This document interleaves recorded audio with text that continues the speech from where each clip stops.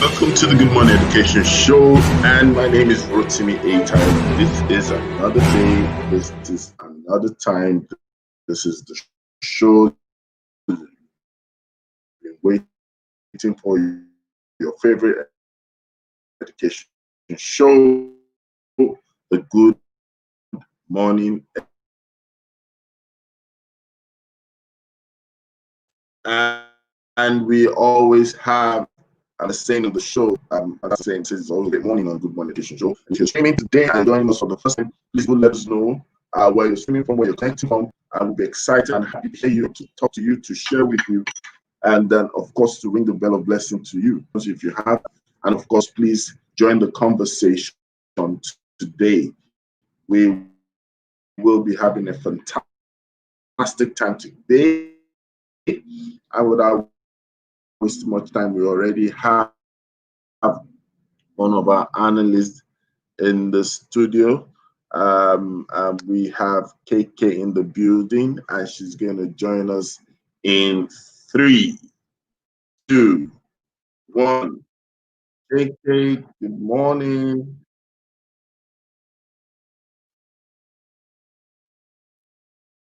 KK, are you there? Hello, KK, are you there? Okay, fantastic. Good morning. Good morning, Mr. Rotimi. Good morning, the network seems to be having some mind. Good morning, and you're looking smashing as ever. Like one of your goals for 2020. Yes. Is to smash it. Do some transformational outlook, to show that you belong to the Republic, the one and only one woman republic. All right, and we're going to be talking about something I know you find exciting, something that I know is dear to your heart, something I know that you actually pride yourself in, and that's school administration. We're going to do that today. The topic is saying, let's talk about school administration. And I believe that they get to see the dynamics behind schools, running a school, managing a school, having schools, the success of running schools. And I know that so many more things also will come in handy as we join along. So once again, welcome everyone, and we're going to have a fantastic time together. We always love to hear people's views, and there's definitely more than one view to a conversation or topic or subject matter, and today will not be an exception. Right, and we will also say good morning to internet, because internet is sending me it's breaking up. That today will not allow the internet. All right. So, okay. Yes. Before we talk about topic, do you have any do we have news today? No. Looking right. Let me see what I can do. Can you hear me? Yeah. So the news you have to. I beg your pardon. Your the voice is breaking, so I can't quite get it full. Everyone, so Mr. Rotimi will be right back. So of course we're going to be talking about school administration today, and I'm sure you want to know, first of all, what is school administration and how can you run a school, high impact school is what I like to call it, right? I mean, when you start a business, you hope that that business becomes the best that it possibly could be in the field where that business is situated, right? So, and that's what we're going to be talking about today. how do you run a school, what should you do, what shouldn't you do, what are the things you should look out for, what are the things you should avoid, all of those things are what we're going to actually be digging a little deeper today. And I am sure Rotimi, being a growth and developmental strategist, would have a lot of questions and a lot of contribution to this topic, because I mean, if there's somebody you want to talk to about administration, that person is Rotimi. So having him on the show today and him choosing this topic is quite a blessing, because I mean, we're going into 2021. So what are the things you should do to set up your school to run well in 2021? I mean, I always say to people before I hand over to Rotimi that so in a school, teaching and learning are the blocks, but the mortar is school administration. So if you have a poor school administration processes, poor school administrator, you don't have a lot of structure regarding your administrative processes, there's no alignment, then it's just blocks staying together and they're not going to stand, right? So that's the importance of school administration. So I'm going to hand over to Rotimi so that he can continue this discussion. Rotimi, over to you. All right. So while we're waiting for KK to join and connect back with us, I'm not sure. Very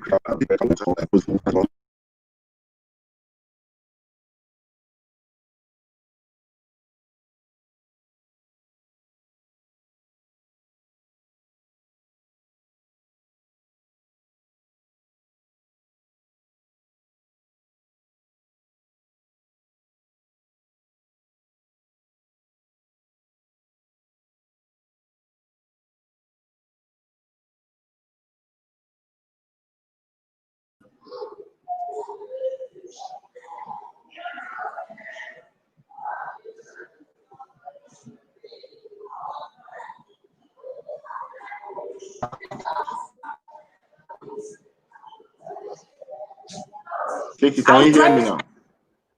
Yes, I can hear you now.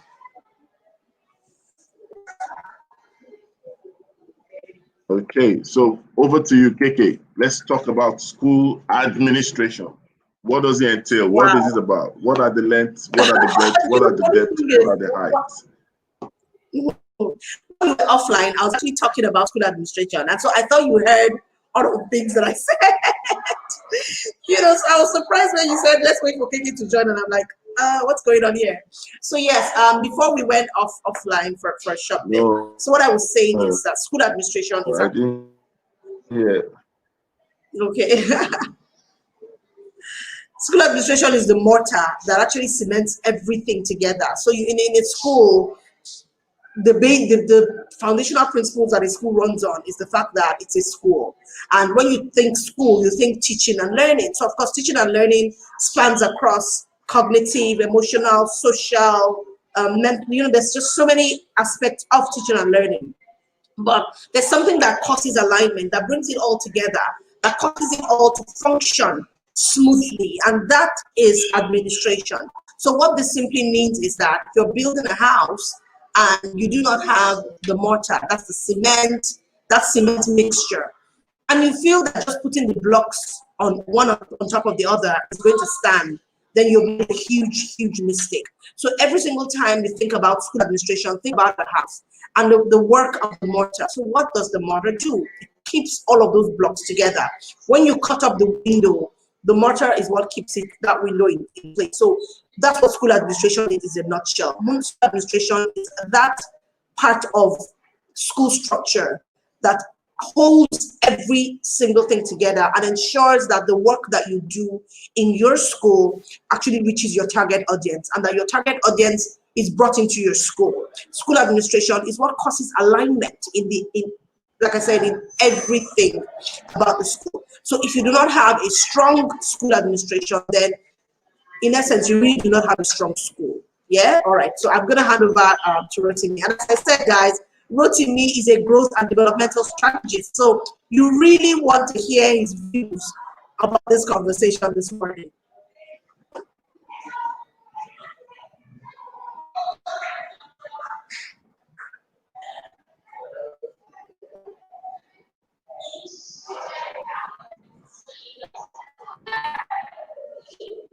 Rossi, over to you.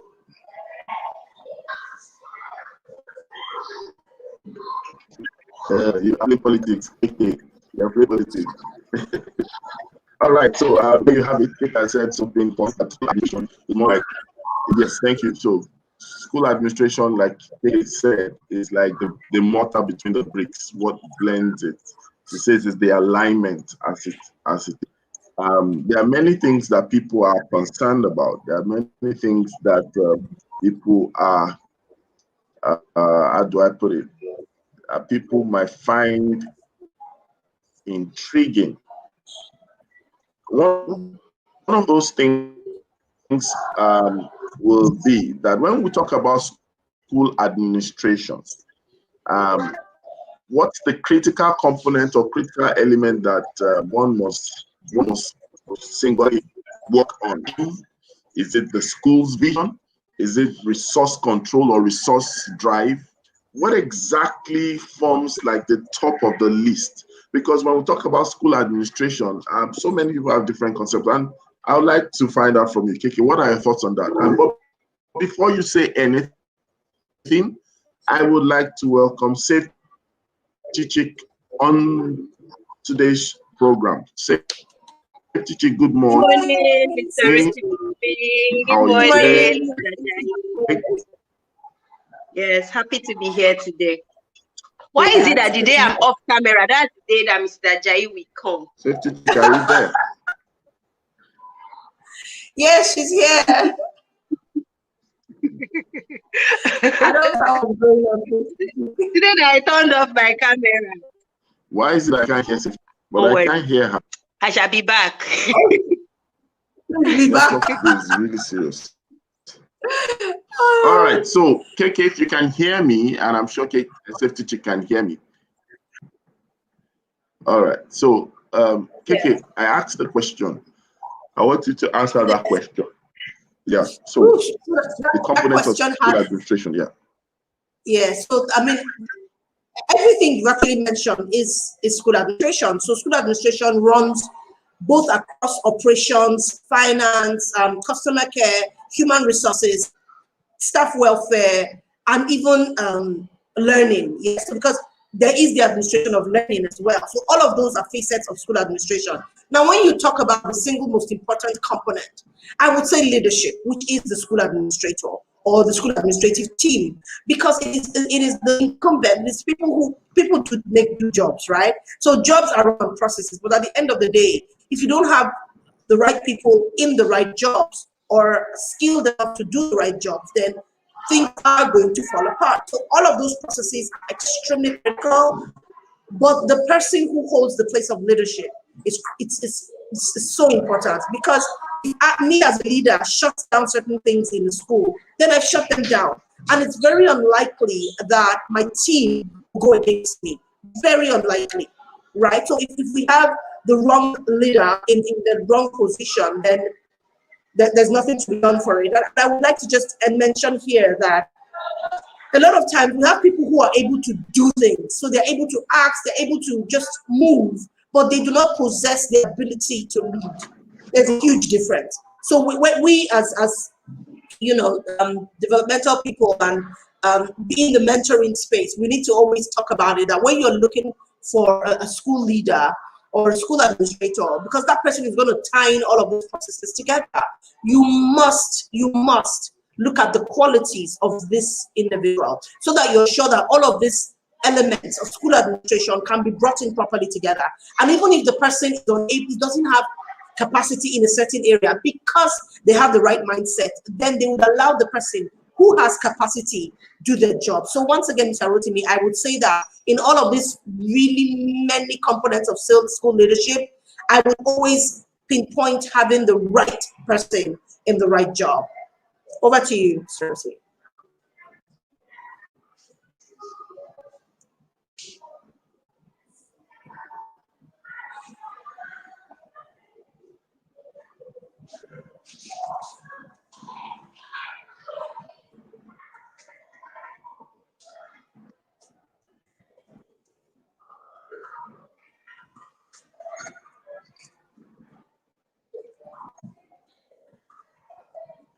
Thank you to me. So much. And once again, say welcome to the Okay, so your line is really breaking up very badly now. Can you hear me now, sir? I mean, I can hear you, Chick, but I think it's not there. His network is very delayed.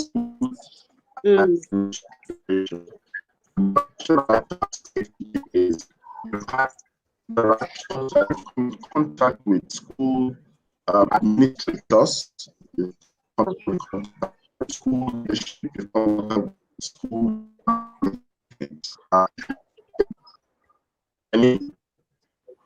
Rotimi, we can't hear you.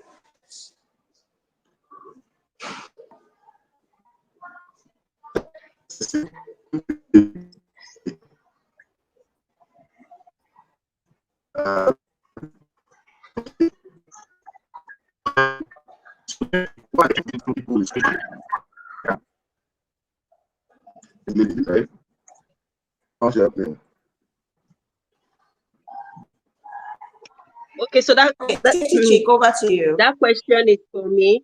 What has been my experience with school leadership? Okay, so one of the things I noticed, most especially when I started trying to bring safety education to schools, was that we have different grades of schools, right?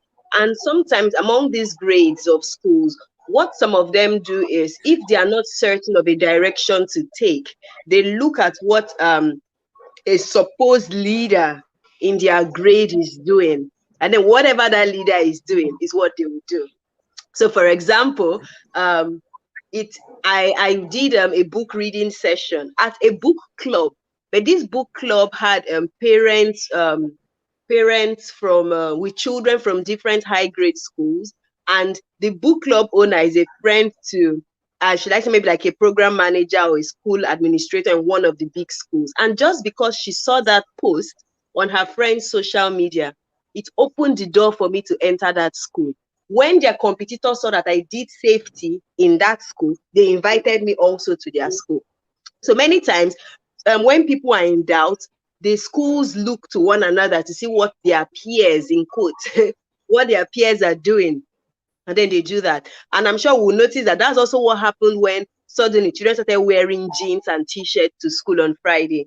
It wasn't part of, before every day, Monday to Friday was school uniform. But it took some schools doing it for others to say, oh, it seems like a trend, and they started to do it. So my experience so far has been that we have those who look to others, and then we have those who always want to, stand out, who want to make sure that their school offers well-rounded programs for their children. So they're not even willing to be the only one doing something. And I think that that's a great attribute that a leadership should have. When you've done your survey, you can see that something works, even if others are not doing it or it's not a trend, because you believe in it, I think you should be able to stand up and do what is going to benefit your school. Absolutely. So that is my thoughts on that.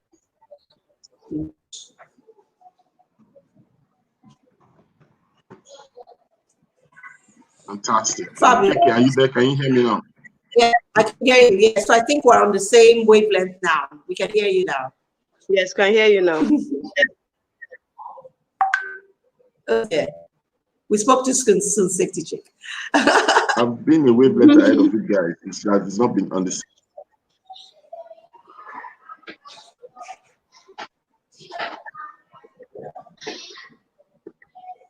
Yeah, so I saw my question. Should I just go in? Yes, I think so. Okay. So Rotimi is saying that how do schools stay original and distinctive? How do you as a school who is listening and just heard what Safety Chick said, that because some other person said they should do this, or they saw somebody else doing something, they're like, oh, so this thing makes sense. Okay, you know what? Let's call Ugochi to come and take our safety safety experience for the students. So they call her in to come and conduct a safety experience for the students in the school. So I know that things like that do happen a lot of times, actually. And sometimes it's simply because people go into school business, so to speak, without actually understanding it fully. So the first advice that I would give to any school who's listening to this, or any school administrator who's listening to this, is put your house in order. Take a look at your school. And that's something we've said so often on this show. What do you stand for as a school? Who are you as a school? What is your unique identity as a school? What are the different elements of that identity that, one, makes it stronger, two, helps you stay on track, three, attracts the people who will understand and appreciate what you stand for? When you have done that, it's a full exercise. It's easier for you to stay on track. It's easier for you to identify the fact that, oh, you know what? In a school, generally speaking, safety is a big deal. So if I get a safety proposal and I can afford it, why not?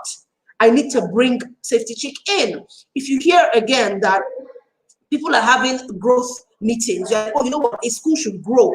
So perhaps I should attend this meeting to understand what growth is in context of my school. So it will be easier for you to take those decisions and stay original to your core, to your vibe as a school. Every single school has one thing that they're known for.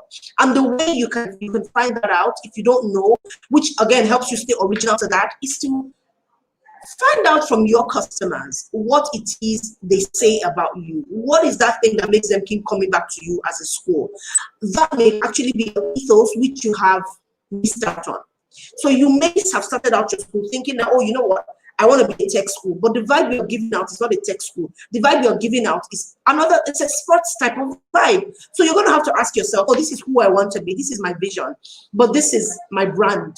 Yeah, because brand is what people see, what people say about you, what people can identify about you. That's what your brand is. It doesn't matter what you say on behind the scenes or what you're trying to do. What people perceive actually becomes who your brand is to them. So ask yourself that question. Ask yourself those questions, and then just stay on track, right? The more you do it, the more people identify with who you are, and the stronger you become at it. So when you start it, it might look really difficult. You might be wondering, why am I doing this? What am I doing? But when you stick with it and you stay on track, then people begin to actually see you for who you are, and they would either buy it or leave it. All right. And that's something that you're going to have to make a decision about. Now, the thing again, as Sechik was speaking, that came to me. Why people like to copy people is because when you see a school being successful, you assume that, okay, if I copy what this school is doing, I will be successful. And sometimes that's not the case. A lot of times, those schools that are seeming successful started that thing sometimes years ago, but it's just beginning to bear fruit. Yeah, it's just beginning to bear fruit now. And so there you are thinking that for you to just copy them and paste it, it's going to work. It's not, right? The kind of results that they're seeing, you're not going to see it because yours has no structure that is holding it up. And that's something that we constantly, as school leaders, as school owners, as education and as professionals generally, need to focus on. To stay original, you have to understand who you are, you have to understand your target market, and then you're going to have to stay the course. The more you do it, the more you master it, and the easier people recognize you for who you are. All right, over to you, Rotimi, or Safety Chick. I think Mr. Rotimi is back. Oh yes. Okay. Have you guys welcomed Titi? Good morning. Yeah, she just came in to the show. Good morning, Ma. You're welcome. Good morning. Good morning, cuz. What's up? Good morning, Titi. Titi, should we take this show to Instagram so that we can see your face? Let's not go there. Anyway, I've been listening. Even though Rotimi was out, I've been listening. I said that this is, this topic is the KK's. This topic is KK's area. I was just like, when I looked at the topic, I was like, I don't know what me and Safety Chick will be talking about, but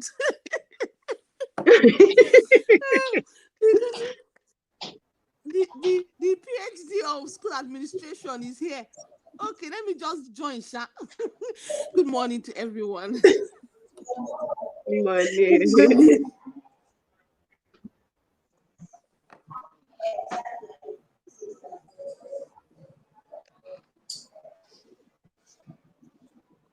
Sorry, so Rotimi is off again. So Titi, please just share your views with us while we're waiting on Rotimi.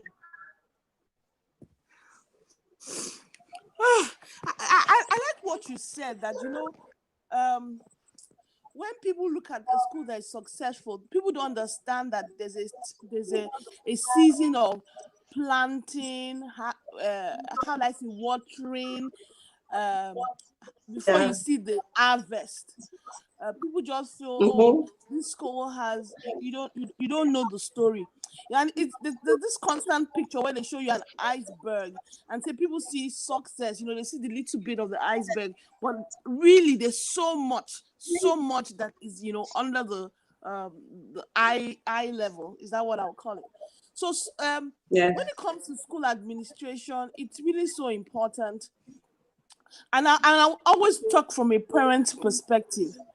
In the end, people leave schools for various reasons. Yeah. Some people will leave school for the finances. When I mean finances, the school fees. And sometimes there's nothing you can do about that. Look at this COVID period. No matter how fantastic a school is, if parents have gotten into tougher times, whereby maybe they had 2-3 kids in a school, when you had 2-3 schools in your school, your salary was a particular amount, and then your office has done salary cuts, your wife's office has done salary cuts. No matter how fantastic that school is, you would have to move. So people will leave a school for fees. Yeah. But one of the main reasons why people leave, apart from reasons what I call beyond their control, fees, or I had to relocate out of the area. So we moved from Surulere to Lekki.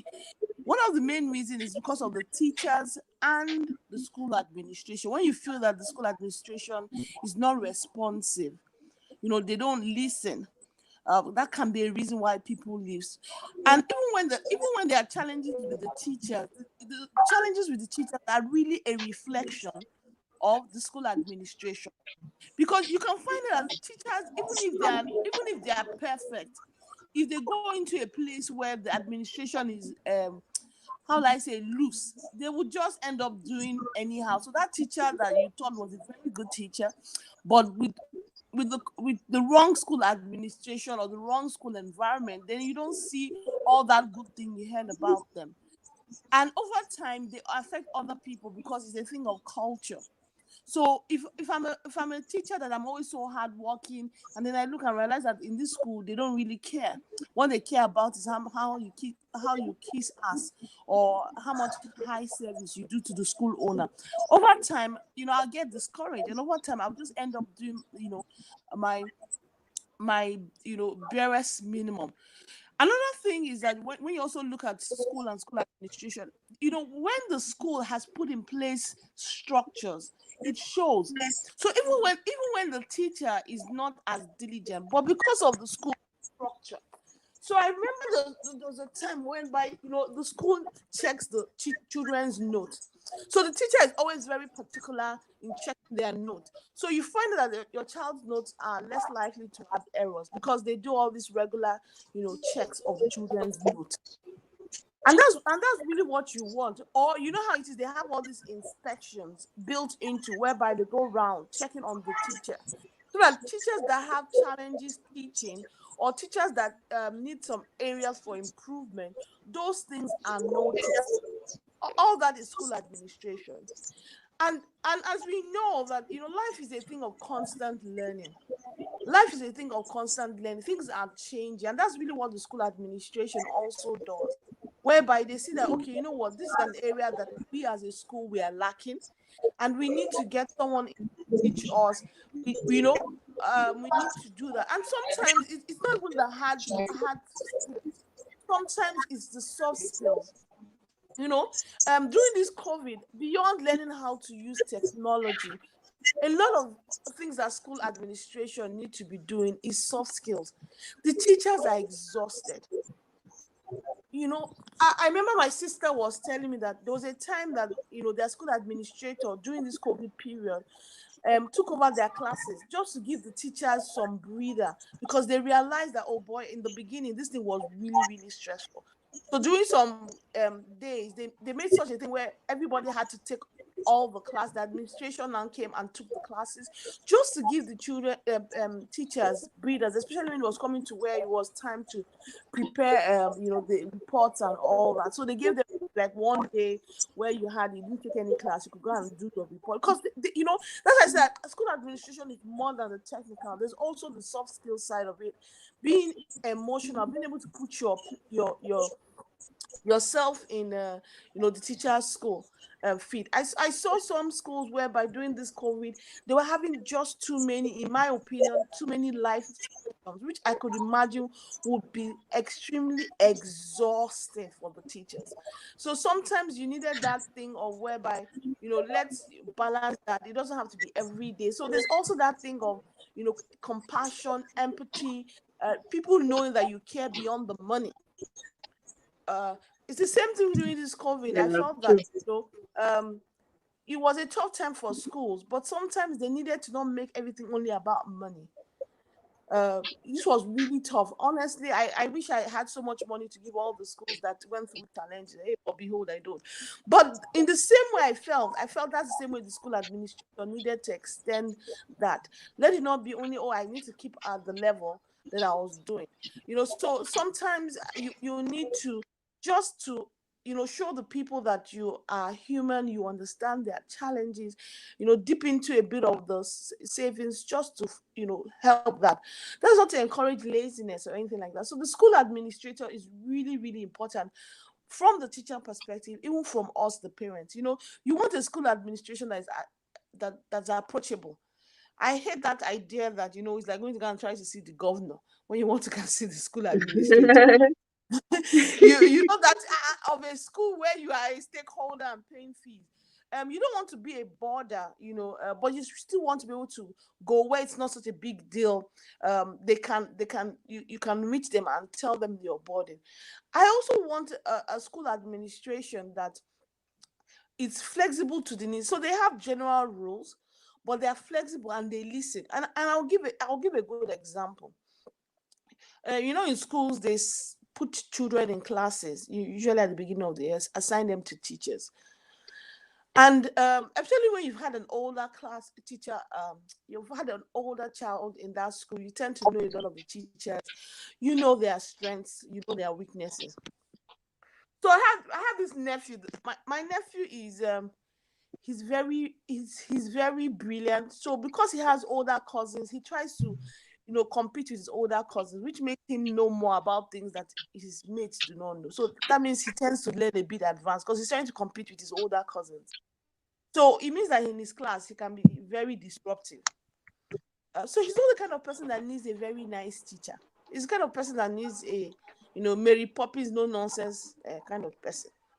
So every time, it's just the truth. That kind of person that when she opens her eye for you, African way, you will not be trying. You will get the message. You get the message. There's some teachers that style is, safety chick, don't do that, don't do that. He doesn't need that style. Oh my God. So how it is. So each time they put him in a class, and we see that, they put him in a class of Mrs. Don't do that, don't do that. My sister will go and meet the school and say, you know what, this is my son. He needs a tough hand. He doesn't need Mrs. Don't do that, don't do that. He needs Mrs. Very strict boundaries, and she's ready to argue with you and explain why, but in a very tough manner, because that's really what he needs. He's one of those people that they can see all the loopholes in a class system and try and so a school that listens, go through them.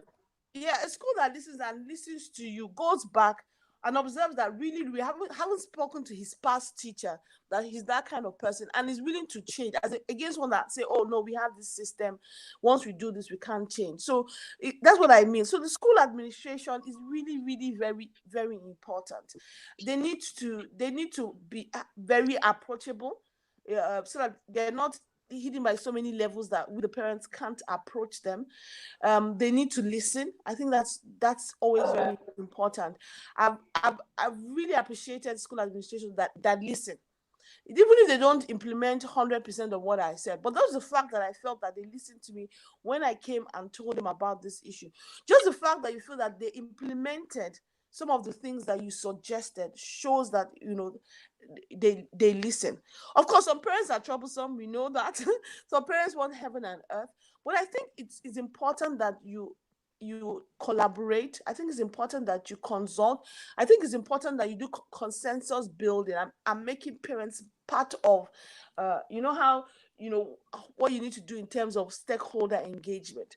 So the school administrator for me is very important, because in the end, they ensure that the key person, which is the teacher, continues to maintain the high standard that is required beyond all the paparazzi of the facilities and all that. Ultimately, one of the key factors is really the teacher, ensuring that the teacher continues to maintain the high level of commitment, the high level of skill, continue to ensure that the environment is such that the teacher doesn't, you know, rest on their oars. That really is really where the school administration plays a very important role for a very successful school. Okay, I hand it back to Rotimi and KK. All of us. That was quite explicit in nature. You're able to give us information as regards the topic, but you The volume is very low. Can you hear me now? Okay, it's better. It's like marginally better. I think it's your earpiece. It's not her earpiece. Everybody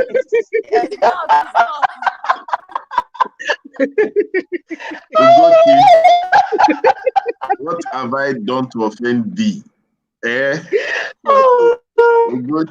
hast pitched your tent against me. No, how can I do? She stands for truth. All right. She stands for truth.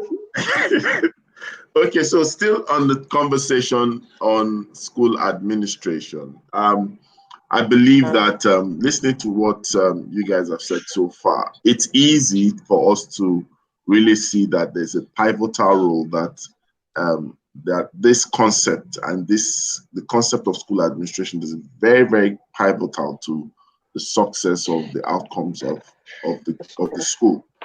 Now, one thing that I would like us to find out from everyone here, Titi, Ugochi, and KK, one of the things that will be interesting to note will be that how can we encourage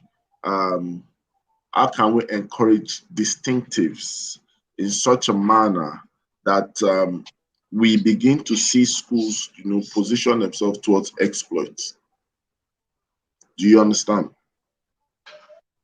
Trying to, not exactly. Can you hear me now? Yes, I hear you, but I'm not quite sure what you mean. Okay, so we recognize that the school administration more or less is the expression of the leadership and direction, you know, of the school. And most of the time we find out that what we have available out there, a lot of times is actually based on referencing. So, which of course is the reason why you have the surge of the copied curriculums, the adopting curriculums. How can we get schools to get to that point of true adaptation to their own reality, their own visioning, their own social reality, to make sure that they are distinctive as an organization? Seems like there's too much, how do I do it now? Almost like it's as if we borrow direction, and sometimes we might borrow from a cultural bias as well. So you see, sometimes there are things that we do not do as a school because of cultural form of bias. How do we get to stop that, to stem that tide?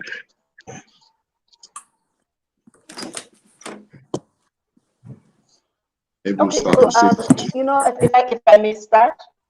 Okay, safety check. Okay, go ahead, safety check. Me, I was quiet too. I didn't say anything. KK, actually, you can start. Okay. KK, start. KK, start. So, safety chick, next time, don't pitch your tent against me. Once she's done, I'll add what was Hashtag building of my Kitty knows mind best. while I was listening.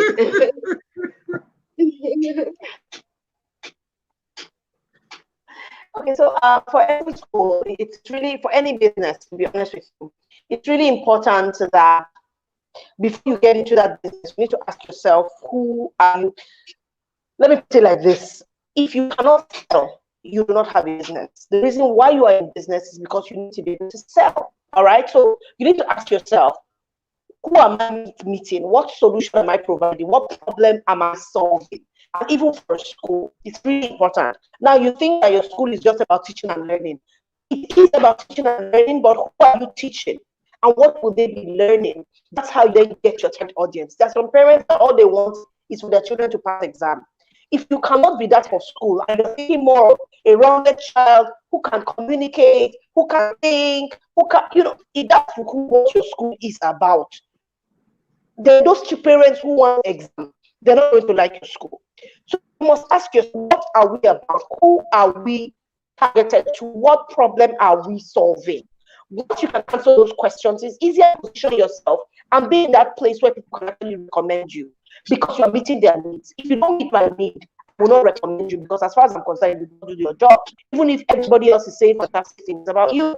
So as a school, the way you can position yourself is to start with this question correctly. The way you can position yourself and be that school that is what people desire is to understand who you are serving, what you are serving, how you can serve them. When you can answer those three questions, then it is easier for your activities, for your action, for the things that you're doing to blow up, to show. It's very easy. Now, if the school is about aesthetics and that's what parents are looking for, then you better put your aesthetics in order, because that's what they're looking for. So who are you serving? I think we need to get to a place where we need to begin to ask ourselves, what are our metrics? And I think I spoke about this yesterday. Metrics that might be actually me, might be valuable to somebody else. So what are your own metrics, or what are you measuring? When you understand fully what you're measuring, it's easier to align yourself to it. And again, it could just be a question of capacity. If you don't have capacity to meet the needs of the audience, can you find a way to get that capacity?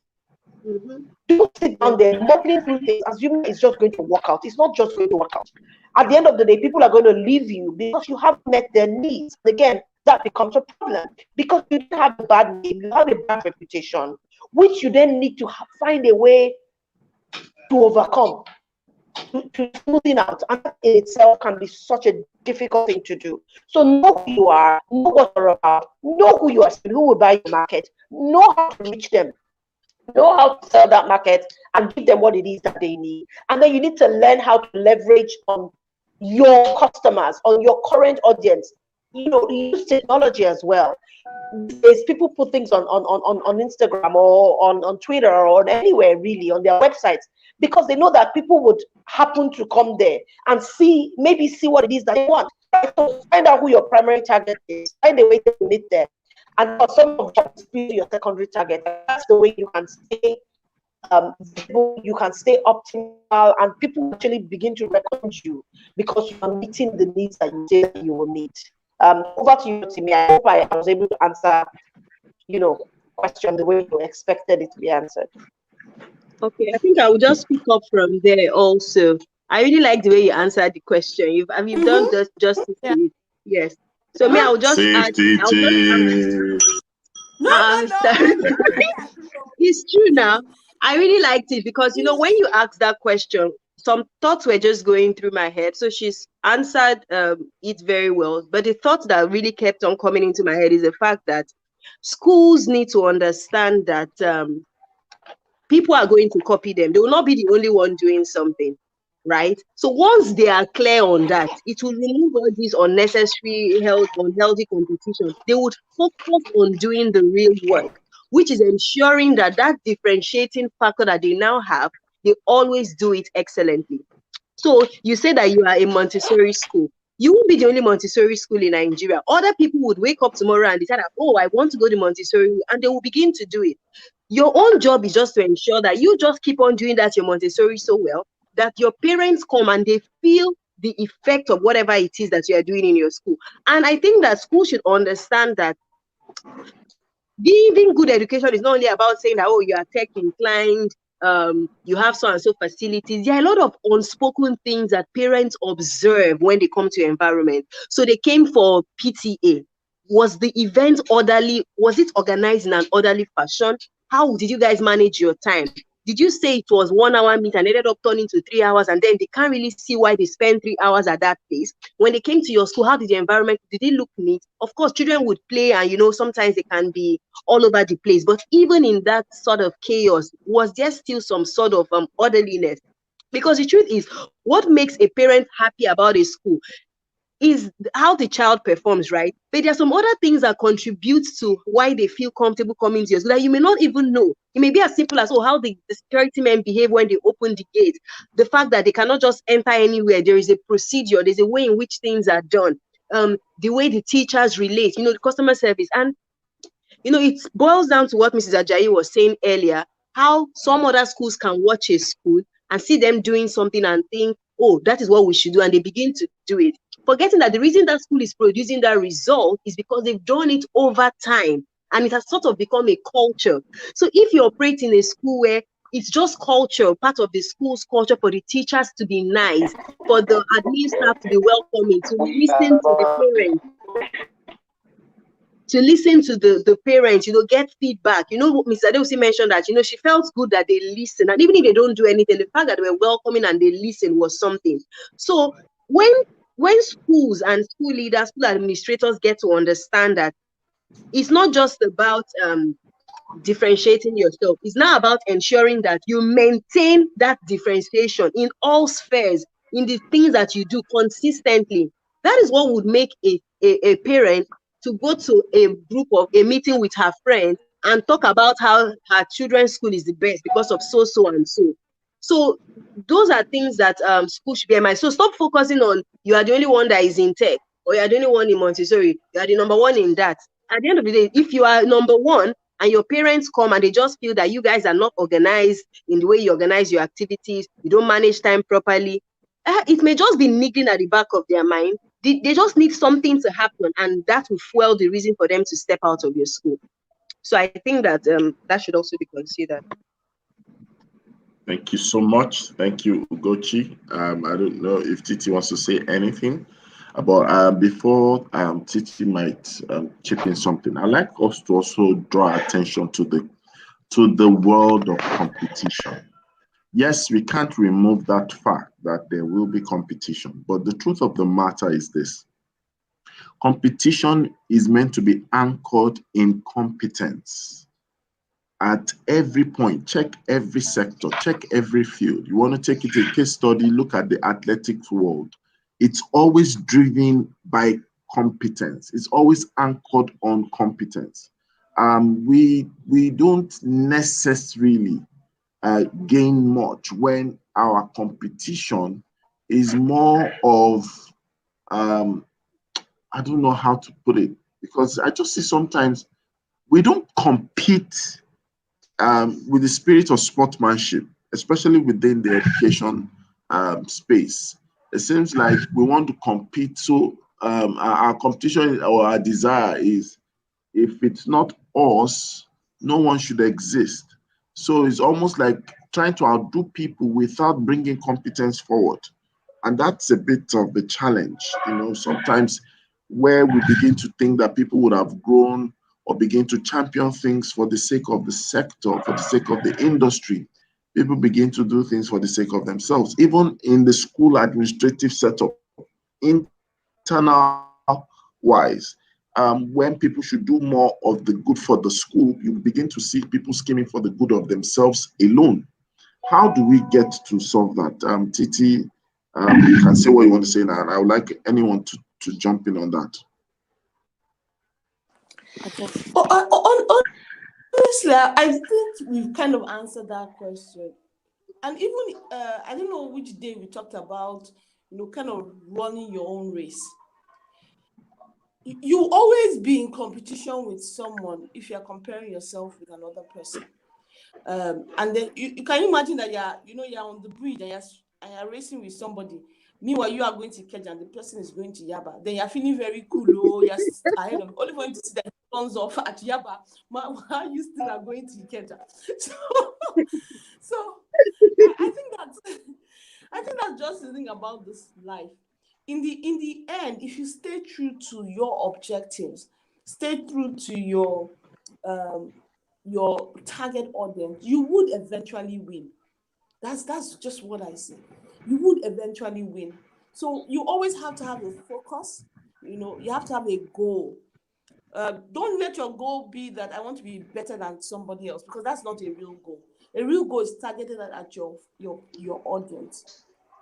You know how some people are, they will tell you, oh, they went to one school and then they came back to their school because they now realized that their needs were not what was being provided. So even though that school had the name and the brand, but they like this community which smaller schools have, that they might not have in bigger schools. So in the end, I feel we've answered this question. What do you want to achieve as a school? What do you want to be known for? And every day, we talked about the other goal setting. Every day, work towards that goal. You will get there. So that's what I would say. So you as a school, what is your goal? What kind of culture do you want to build? Because everything reflects in everything you do. So once you have that goal, don't try to look left and right. Each time, they say try and be a better version of yourself. So you're not trying to be a better version of A or trying to be a better version of B. So you look at what you achieved last year and you're saying, how can I be a better version of myself, knowing where I'm going? So that's the only thing I would say. In the end, what's important, and when I look at businesses that are really successful, that was what it was. They were never in competition with someone else. Most of the time, they were running their race and they had this thing. And in the end, by the time they came to their destination, people are now looking at them and like, oh, wow, I want to be like you. But if you listen to a lot of them, they tell you that they had this goal of where they wanted to be. They are very focused. Sometimes looking at competition can distract. When you have that goal, keep working at it. Every day, keep building. Knowing that your goal is not about being better than someone else, but your goal is about being the best version of you that meets and satisfies the needs of your target market. Or not satisfy, exceed the needs of your target market.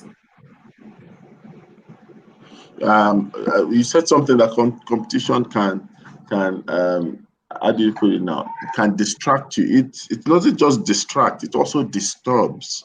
I know for a fact that a lot of people just lose a happy mood by just seeing the name of someone on social media. I know a lot of people that their heart skips a beat when they see someone has had an Instagram story or someone has just popped up a post. I can tell you, some people have a bad day the moment the one they wish they are better than, the one they believe they deserve to be famous than, is doing a program. I know people who tend to begin to beat themselves black and blue just because someone beat them to making the first announcement of an upcoming program. You begin to see it's as if people scuttle, like it's, I don't know. And it's this same spirit is sometimes what people are raised into, even when they get to go on professional development. Because I see that a lot of school administrators and the key players in school administration are not as nurtured as the ones that they lead. Now, the little nurture they have is more of, it's as if it's a gossip agenda or a visionless agenda that we're equipping ourselves about. And this must stop. This has to stop because there are many exploits that. So, Rotimi, can he really stop? Can he really? I think it's human nature. Some people, I think they're asking for an utopia world. I don't know what I'm saying. Can he really stop? People always have. Well, some people are. I say that there'll be no naughty kids in your class. I think that's asking for too much.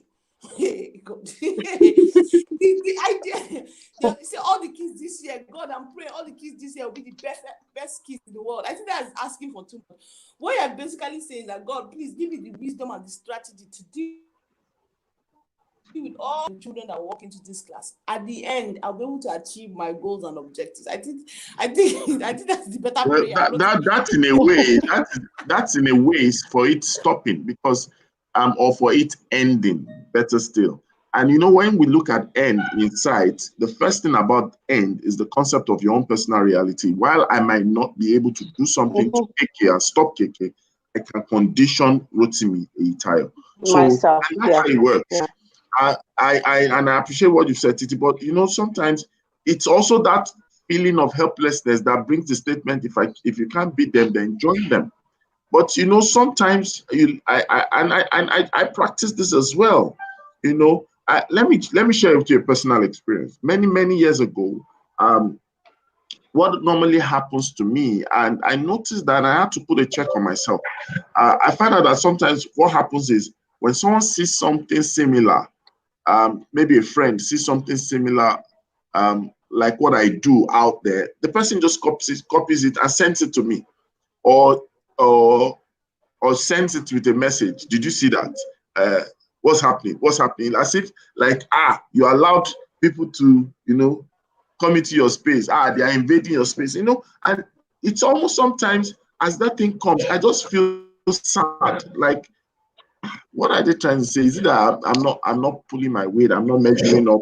And sometimes what I just do is I totally deliberately shut out those kind of things, because it robs me of joy.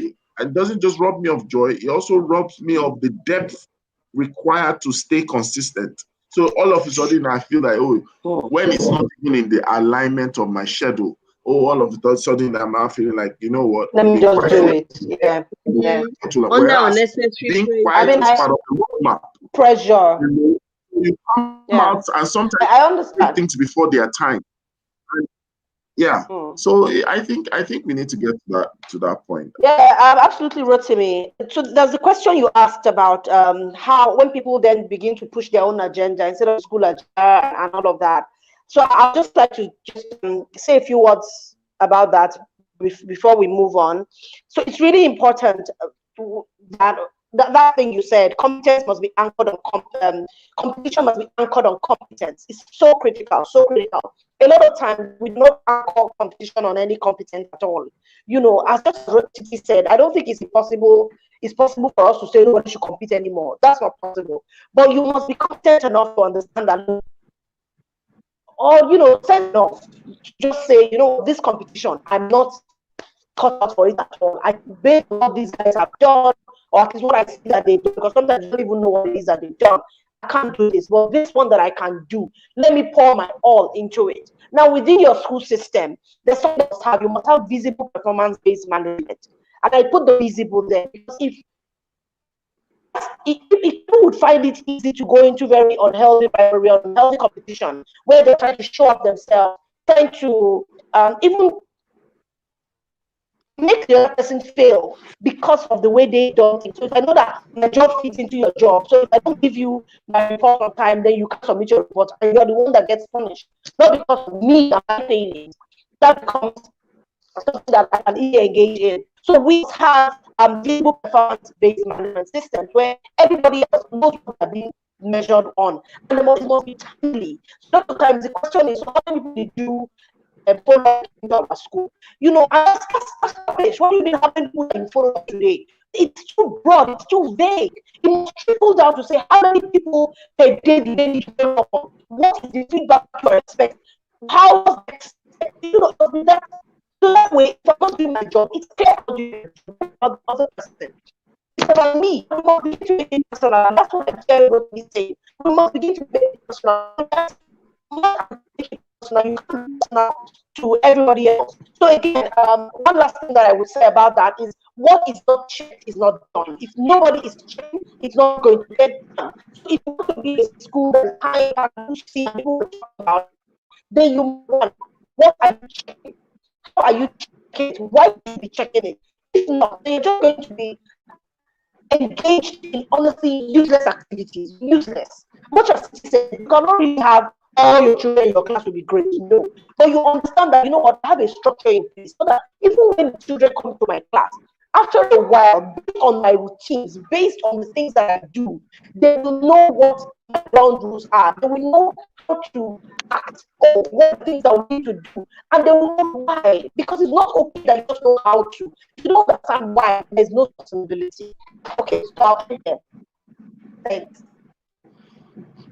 Thank you very much. So let's just have our closing remarks. We're bringing the show to a close. So closing remarks, Martin Short, Ugochi, what do you have to say on the topic? Let's talk about school administration, and then we'll end with TT as well. Okay, so I'll just say that school administrators should focus on the main thing, right? Don't stop looking too much around. I can't stop you from looking around, but when you look around, don't look around with the point of view of trying to now put yourself under unnecessary pressure. Instead, look around from the point of view of just trying to know what's going on in the world, and then keep on doing the one you're doing and doing it very well. It's really so important that you stay consistent in giving a thorough experience every time people, parents and children come to your school. Fantastic. And TT? Sorry, I was on mute. I think it's the role of school administration is to make the school be successful. The school can only be successful if it meets and exceeds the needs of its parents and children. Try and find out what these needs are, and every day focus on working to meeting and exceeding these needs. That's really the role of school administration. Thank you, Rotimi. Fantastic. Thank you so much, Titi. That's a very good place to end the show, where you were able to say that the role of the school, or the role of school administration, just getting people to understand that there are roles. And when we focus on the roles and we place the goals within the roles, we are able to have the best of outcomes. So, ladies and gentlemen, there you have it. Please make some time out to listen again to the show today. And of course, do share the video with someone. Share the link with someone. Tell someone about this. Because if you know someone that is in administration or leadership or management level, this will go a long way in improving their leadership quotient and their total reality. And we believe that we want to dedicate today's episode to the development of schools across the country, across Africa, and across the world. This is the Good Morning Education Show, and we are always excited to host you. For those of you connecting with us on Facebook, on YouTube, and around the world, we want to thank you for your consistency, for joining, for listening, for contributing, and sometimes for asking questions. And we will say this as we end the show today, and we believe that you're going to have a great weekend. We definitely know that it's going to be a great weekend, because it's always a great morning, Monday to Sunday, on the Good Morning Education Show. And we wish you all the best. And we will be coming back. And please understand the upcoming event. There's the Sabi Teach event coming up tomorrow. And if you've not registered, please do so. Of course, then there's an event that I'm going to be speaking at, powered by Green Springs Schools. That's going to be on the 4th or 5th of, I can't remember now, 4th or 5th of December, 5th of December in particular. And then, of course, I will be putting together a special end of the year intervention, which I believe that you will find engaging and eventful. I'm going to be going to Abuja, I'm going to be going to Calabar, I'm going to be going to Port Harcourt, and of course, I'm going to be here live in Lagos. And we're going to have a great time. It's called the Growth Storming Retreat. That's just a foretaste of what's going to happen in 2021. And so I believe Titi will be there. I believe Safety Chick will be there. I believe KK will be there. So many people will be there to be a support to it, right? In the spirit, Abby. Well, in the spirit and in the truth is what the Bible says. So the spirit doesn't mean you don't have the flesh. The flesh carries the spirit. So whichever way it is, we're going to be having a great time. And I promise that you need to just register, just click or send a message as instructed by the flyer and the details, and you will get to storm your way into growth. So, ladies and gentlemen, it's been a great time. Thank you, Gochi. Thank you, Titi. Thank you, everyone. Thank you, Florence Okoji. Thank you, Olatude Adebayo. Thank you, Chinoso. Thank you to Ifyo. Thank you to everyone out there. Omobola. Thank you to King T. Thank you to Pyrrhus. Thank you to everyone connected with us today, directly and indirectly. And those who are watching the replay, share, like our page, subscribe to the channel, follow TT on social media. She's on YouTube, she's on Facebook, she's on Instagram, and of course, she's on Twitter as well. And of course, Ugochi as well. Ugochi as an individual safety chick as well. Ladies and gentlemen, it's been a great time with you guys. Thank you all. Thank you all for all that you do and all you represent. And for me, it's bye-bye. So everybody say bye-bye. Bye. Bye.